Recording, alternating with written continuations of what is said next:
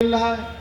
अगर हमें समाज में बराबर आज ये 69,000 शिक्षक भर्तियां हुई, पिछड़ी जात के बच्चों को 3.4% का रिजर्वेशन मिला, जिनको 100 में 27 चाहिए तो आबादी के हिसाब से जितनी हमारी आबादी, अगर हमारी आबादी 100 में 55 है, 60 है, 52 है, तो हमें 100 में 52, 55 उतना चाहिए। लेकिन जब तक मंडल कमीशन के आधार पर हमें 27% का रिजर्वेशन मिला है, तो वो 27% भी वो नहीं देना चाहते। उस 69,000 की भर्ती में 3.4% हमारे बच्चों को रिजर्वेशन मिला और लगभग 16,000 बच्चे हमारे प्राइमरी के टीचर बनने से रह गए, जो हमारे बेटे और बेटियां। उसके जिम्मेदार वो नहीं, सत्ता में हमने बैठाना है उनको, हमने वोट दे करके उन्हें सत्ता में भेजा है। वोट देने का मतलब हम आप पर भरोसा करते हैं कि आप एक अच्छे शासक हैं, एक अच्छे राजा हैं, और हम सब लोगों ने वोट दे करके उनको बैठाला। और आपने बैठाला उन्हें, तो आपके 16,000 बच्चों की नौकरियां वो खा गई। ये तो खाली एजुकेशन विभाग में, शिक्षा विभाग में, प्राइमरी में। अगर आप यूनिवर्सिटी में देखें, महाविद्यालयों में देखें, इंटर कॉलेजों में देखें, तो जितना हमारे बच्चों का हिस्सा बनता है उसका 1%, 2% भी नहीं मिला है। मेडिकल के क्षेत्र में 10,000 हजार हमारे बच्चे डॉक्टर बनते, लेकिन वो नहीं बन पाए। हम ऐसा समझते हैं कि उसके जिम्मेदार वो हैं, उसके जिम्मेदार वो नहीं, उसके जिम्मेदार हम। ये समस्याओं का समाधान उनके पास नहीं। जिस दिन हम ठीक हो जाएं, हम सब इकट्ठा हो जाएं, उनको कोसने की बजाय अगर हम इकट्ठा होकर के एक जगह अपने वोट का इस्तेमाल करने लगे, तो हमारी सारी समस्याओं का समाधान हो जाए। आज एक शुरुआत डॉक्टर आर.एस. पटेल साहब ने किया है, एक रास्ता दिखाया है भाईचारे बनाने का। वही बात जो मैं कह रहा हूं आपसे कि जरूरत है कि इस देश के जो बैकवर्ड क्लास के लोग हैं, अनुसूचित जात के साथी हैं, अल्पसंख्यक समाज के भाई हैं, जिनको आज़ादी के 75 साल 76 साल बीत जाने के बाद भी हक हिस्सा नहीं मिला है, हमारी सबकी समस्याएं एक जैसी। जरूरत है कि हम एक जगह खड़े हो जाए।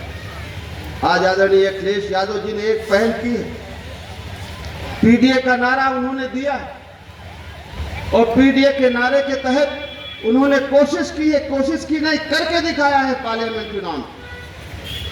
इस पार्लियामेंट के चुनाव में समाजवादी पार्टी ने कुर्मी को अकेले 10 टिकट दिया, 10 में 7 जीत करके गए। और जिस बिरादरी से मैं आता हूं, उसको उन्होंने 6 टिकट दिया, उसमें से 3 जीत करके गए। और कुर्मी और कुशवाहा से कम टिकट यादवों को दिया, निषाद समाज को दिया, हर समाज के लोगों को उन्होंने भागीदारी देने का काम किया। अगर हम चाहते हैं कि हमें हिस्सेदारी और भागीदारी मिले, हमें अपना हक हिस्सा मिले, तो हमें निश्चित तौर पर एक जगह कहीं खड़े होना पड़ेगा। आप सब लोग जागरूक साथी हैं, समझदार हैं। आप अपना हित और अपने आने वाली पीढ़ी का हित समझिए। वोट देने का एक ही मतलब है, जिस दिन हम वोट देने जाते हैं, वोट देने का मतलब एक है कि जिस पार्टी, जिस नेता को हम चुनते हैं, हम ये कहते हैं कि हमें पूरा भरोसा है आप पर कि आप हमें और हमारे बच्चों का भविष्य सुरक्षित रखेंगे, हमारे देश और प्रदेश का भविष्य सुरक्षित रखेंगे। वोट देने का मतलब ये होता है। लेकिन जब हम वोट देने जाते हैं तो हम ये बात नहीं समझते। वोट देते समय तो हमारे अंदर हिंदू मुसलमान चलता है, भारत पाकिस्तान चलता है, अपने बच्चे की समस्याएं याद नहीं आती। हम किसान हैं तो हमें खाद बीज सस्ता मिले, ये ध्यान नहीं रहता है। हमारे बच्चे को अच्छी शिक्षा मिले, फ्री शिक्षा मिले, पढ़ने के बाद हमें रोजगार मिले, हमारे सामने ये मुद्दा नहीं रहता है। हमारे सामने मुद्दा रहता है तो हिंदू मुसलमान का मुद्दा। हमको लगता है कि हमारा दुश्मन शायद मुसलमान है या कोई और है। आपके बच्चे के हिस्से की नौकरी तो मुसलमान नहीं ले रहा है, आपके बच्चे के हिस्से की धन संपदा इस देश की तो मुसलमान नहीं ले रहा है। जो ले रहे हैं वो आपका ध्यान मुसलमान की तरफ कर रहे हैं कि ये दुश्मन है, और आपके बच्चे के हिस्से की नौकरी उनका बच्चा लेता है। जिस दिन बाबा साहब अम्बेडकर का लिखा संविधान 26 जनवरी 1950 को लागू हुआ, उस दिन से इस देश में बराबरी है, कानूनन बराबरी है। जाति के आधार पर जितनी हमारी आबादी है, आबादी के हिसाब से हमें हर क्षेत्र में हिस्सेदारी मिले, खाली सरकारी नौकरियों में नहीं। जल जंगल जमीन में इस देश के जितने संसाधन हैं, हर संसाधन में इस देश के गरीब का, कमजोर का, पिछड़े का, दलित का, किसान का, मजदूर का हिस्सा है। लेकिन क्या वो मिला? इसलिए नहीं मिला कि जिन लोगों को हमने जिता करके भेजा वो नहीं चाहते हैं कि हम उनकी बराबरी में आ जाएं। वो नहीं चाहते हैं कि हमारे बच्चे उनकी बराबरी में खड़े हो जाएं। जिंदगी में उन्होंने हमारे ऊपर हुकूमत की, अब वो चाहते हैं कि उनके बच्चे हमारे ऊपर हुकूमत करें। इसके जिम्मेवार वो नहीं है, उसके जिम्मेवार हम हैं। हमारी समस्या का समाधान हमारे ठीक होने से होगा, उनके ठीक होने से नहीं होगा। और जिस दिन हम ठीक हो जाएंगे, ठीक होने का मतलब आपस में हम भाईचारा बना लेंगे। जो हम विभिन्न जातियों में बटे हुए लोग हैं, जिसकी पहल आज एक डॉक्टर RS पटेल साहब ने किया है। एक नौजवान व्यक्ति एक सरदार सेना का संगठन गठित करके प्रदेश के, देश के कोने कोने में जा रहा है कि जागो, नहीं तो देर हो जाएगी। अगर हम सब लोग सरदार साहब के सपनों को पूरा करना चाहते हैं, मूर्ति लगा देना, किसी का नाम ले लेना बहुत बड़ी बात नहीं है। मूर्ति लगाने का मतलब है, नाम लेने का मतलब है कि उनके बताए हुए रास्ते पर हम चले।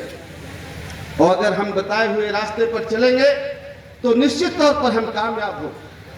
1975 साल पहले जब 1947 में देश आजाद हुआ, तब ध्यान करिए कि सरदार साहब इस देश के उप प्रधानमंत्री बने और गृह मंत्री बने।